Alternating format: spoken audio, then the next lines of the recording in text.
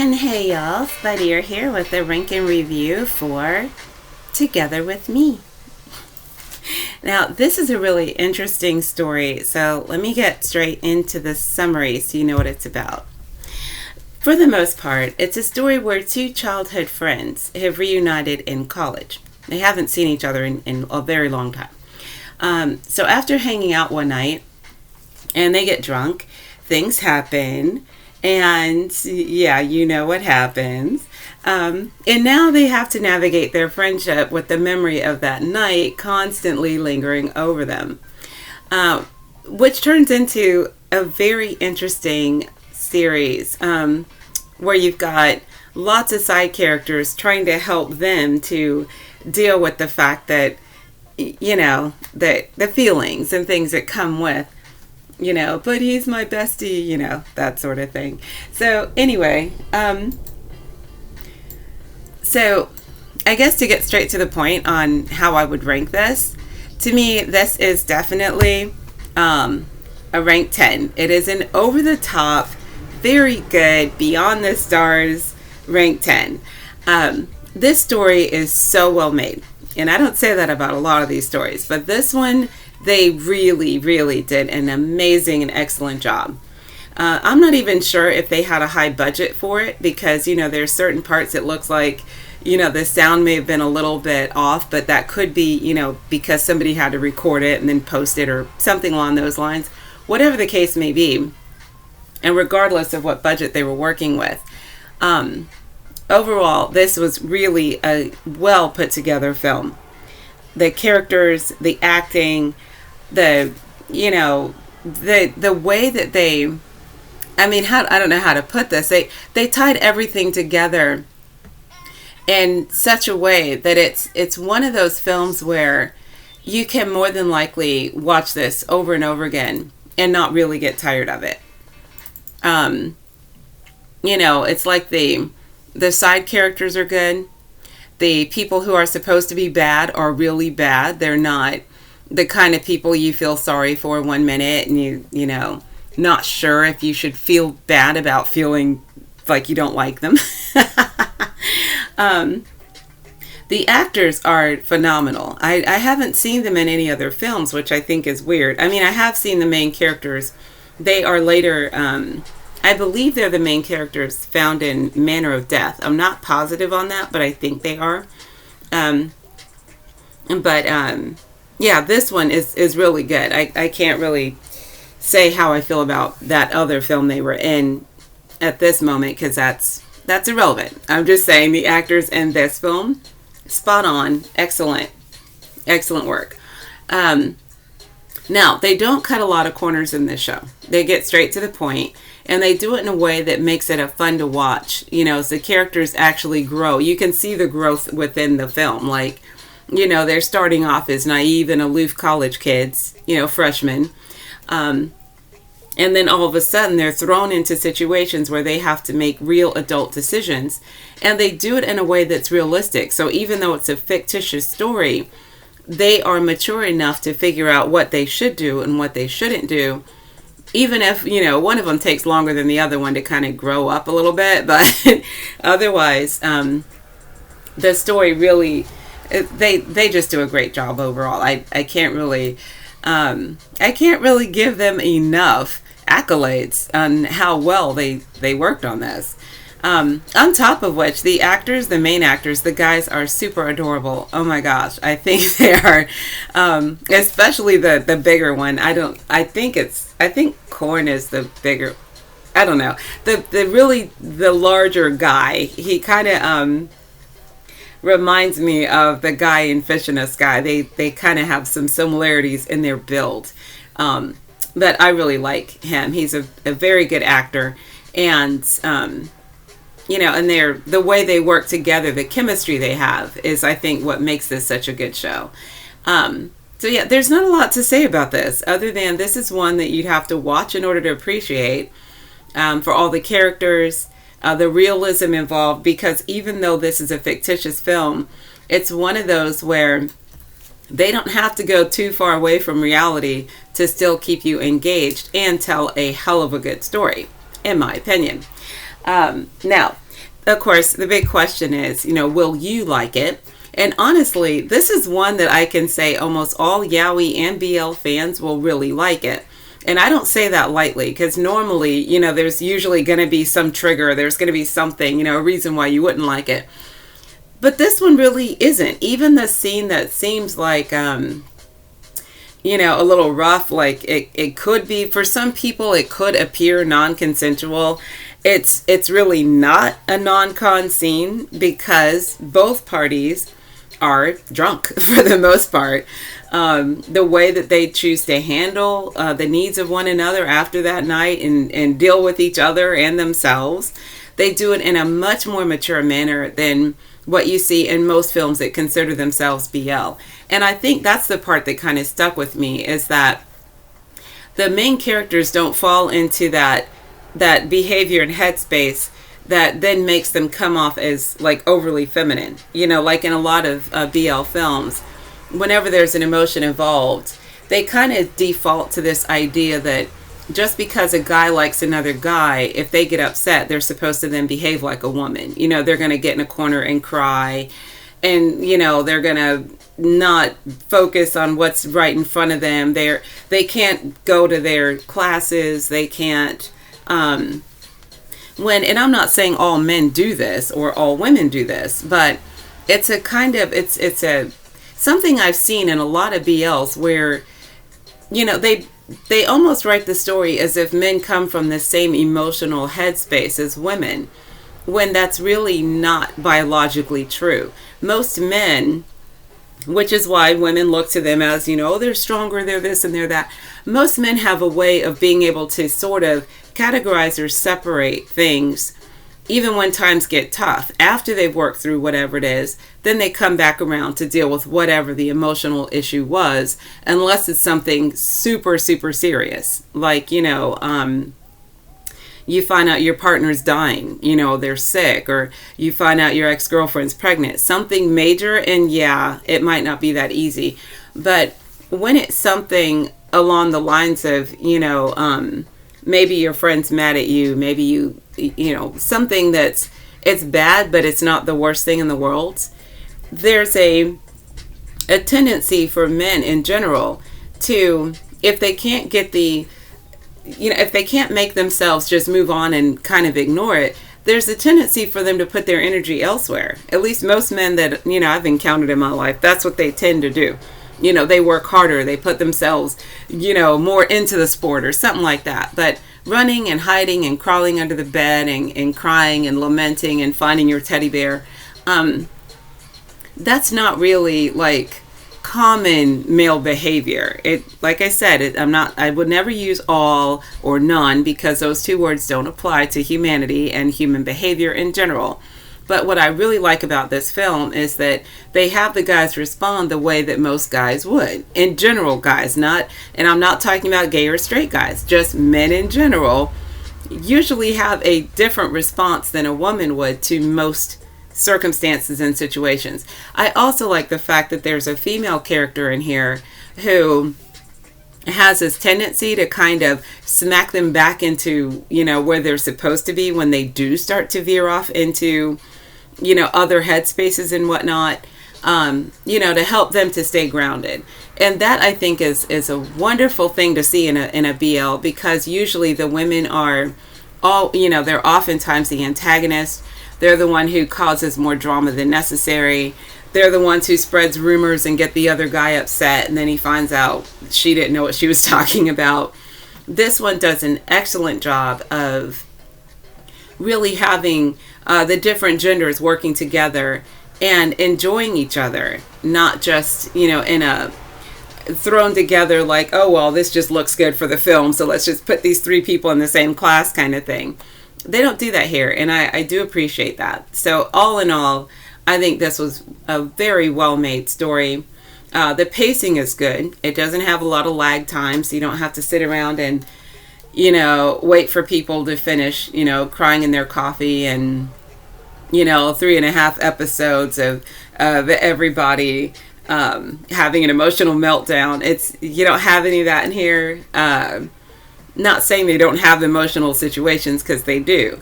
But like I said, it's handled the way you would expect guys to handle it in most cases, for the, the majority of it.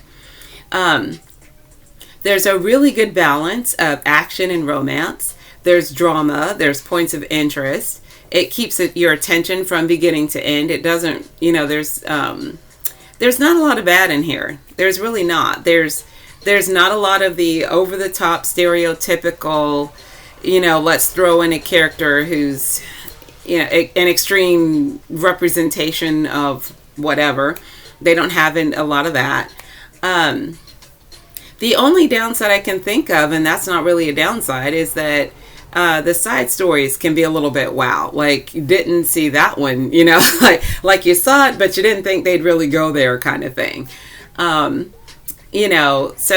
it's still, those stories are still engaging. They're still realistic, and they're not stomach churning. Like, yes, you get the point of what they just said, but it's not in your face to where you have to, go take a bleach shower.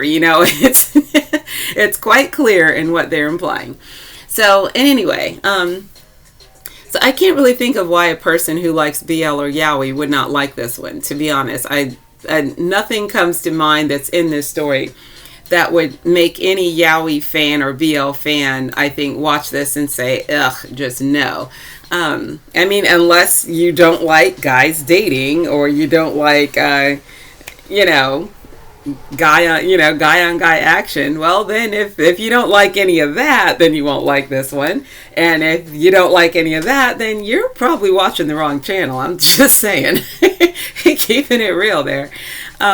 So now, other than that, well, you like it, what are some things that you need to know? All right, to get the most out of this film, because this is kind of a film that's been broken up. All right, there are 3 parts to this show. The first one is season 1, and that's when they meet and they are in college, okay? Part 2, you wouldn't know went with this because it doesn't have the same title, and that's called Bad Romance. Now, here's the thing. Bad Romance is kind of a story that's about girls and guys and their relationships, and the Corn and Knock story are kind of folded in between, and it's sort of like their last year of college or so. So it's sort of a fast forward to give you a follow-up as to what happened in the first one. Now, to be honest, I haven't seen that whole thing. I'm going to go watch that whole thing. But I have put it on the same playlist so that you can get a seamless view of it.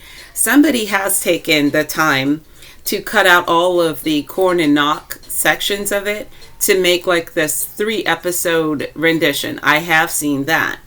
And it's funny, I didn't know Bad Romance was an actual show until I started putting this playlist together and it popped up in my feeds, and I was like, hey, wait a minute. You mean it's a whole show? So, and it is. It's 13 episodes. Each is about an hour long. So we're talking a pretty long show. So I haven't started. I'll probably start watching it today. I'm not going to do a separate review on it because, like I said, Corn and Knock's story is very small. So it is considered more of I call it a quarter pounder. It's a 1/4 of BL because it's only got a small amount. From what I can tell from the preview, it doesn't look like there's like a new set of men in it, but there could be. This is not about that show. It's just that show corresponds with this one. So you've got Together With Me season 1. It will be followed by Bad Romance if you're interested in watching that one. And then there's Together With Me season 2. Now, to be fair, these are not seamless seasons. So this is one of those shows where you can watch season 2 by itself, you can watch season 1 by itself, you can watch Bad Romance by itself, and you're still going to get the gist of the show. In fact, some of the characters change between season 1 and 2. Some characters aren't even in season 2 that were in season 1. So it's almost like they're doing it's the same storyline kind of, but they're doing a different take on it. Like season 1 is focused on their younger years in college, whereas season 2 focuses more on their adult years. But all of these seasons and the storyline itself, whether you're watching 1 or 2, they are all very well made. And I can't stress enough that this is one of those where the story is very realistic. It deals with very real issues that people tend to overlook in the gay community without it being an in-your-face PSA, LGBTQ shout-out type film. It's just life. It's their life as guys who are dating guys, and it's not overly sugar-coated, but at the same time, it's not overly dramatic. So you don't have, people are not throwing trash at them out the window because they're walking down the street, that kind of thing. But at the same time, people are very, especially in the adult part, the season 2 section, people do say the kinds of things that you expect people to say and do, even in today's world, when, when they're confronted with one issue, but they want to conflate and go to, it's because you're gay, instead of, I suck at my job, or whatever the case may be. So, just saying, in that regard, it is a very good, down-to-earth, realistic film that pretty much applies to anybody, not just, gay men. It applies to everybody. And, so even though this is more of a BL than a yaoi, I would say the storyline, the subject matter is more yaoi than BL. In that it deals with the reality of a thing. The way that, things that women usually have to go through, kind of, it's sort of, it's sort of depicted in what these guys are going through, which is one of the appeals of yaoi, which, once I get some more of these videos and things made, I will be addressing some of those kinds of things, so that when you guys are listening to these videos and touching bases to what you like and what you don't and so forth, because I understand what I like is not always going to be what other people like. I get that. But I want to throw in some version of explanation so that there's not a misunderstanding. These videos are not designed to promote or bash anybody, any lifestyle, anything at any point. They are fictitious. And as a person who is, currently writing and creating and translating games and things like that in this genre, and putting together the databases and playlists for this genre, yes, I'm doing it for entertainment purposes because I like it. I know a lot of other people like it, and I want to organize it in a way that makes it easier to find, because frankly, I get tired of pulling up shows that turn out not to be BLs or yaois, who are listed or labeled as such, or watching a show and having to get through the first 6 episodes before anybody even looks at each other. And so I wish somebody else had done this earlier, because that would have saved me a lot of time when I was still working. But since it's been this long and nobody's done it yet, I figured I would do it. So that's why I'm doing it. And I'll explain and more detail at another time. So there's no misunderstandings. I don't want anyone getting the wrong idea as to why these videos are the way they are, because that's just how they're going to be. So as I said, you don't have to watch all of these to understand what's going on, because a lot of the characters change. The storyline is similar, but it does change a little bit. So it is kind of important to get the gist of it, but you don't have to watch all of them, all the seasons. But each of the seasons, they're fun, they're good, so it's worth watching. Let's see. I don't think there's anything else I need to really tell you. There's no real trigger warnings. The story is pretty straightforward. It is one it's fun. It has its serious moments, but it is fun to watch. And the main characters, they have really great chemistry, and I think that's one of the reasons that this is just a really good film.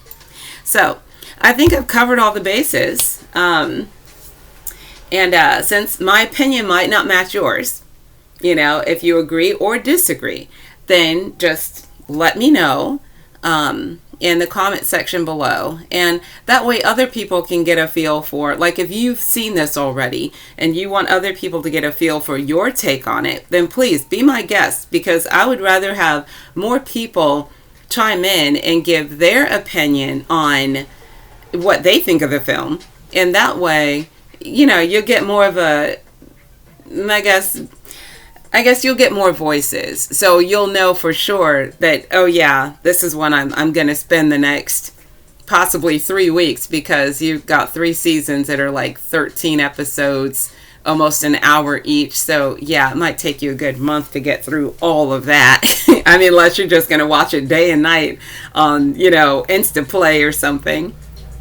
Which technically this playlist allows you to do that. Just hit play and keep going. But because I am going to go ahead and put season 1, Bad Romance, and season 2 all on the same playlist. And hopefully nobody's going to remove or delete videos. My God, I don't know why they keep doing that lately. But, because they're not my films. All I can do is put them on a list and make it convenient for watching. So, yeah, we'll see how it goes, right? So, anyway, so as I always say, with this one or any other ones, if you like it, you'll love it. And if you don't, then you won't. So this is Spideera. I'm signing off, and I'll see you on the next one.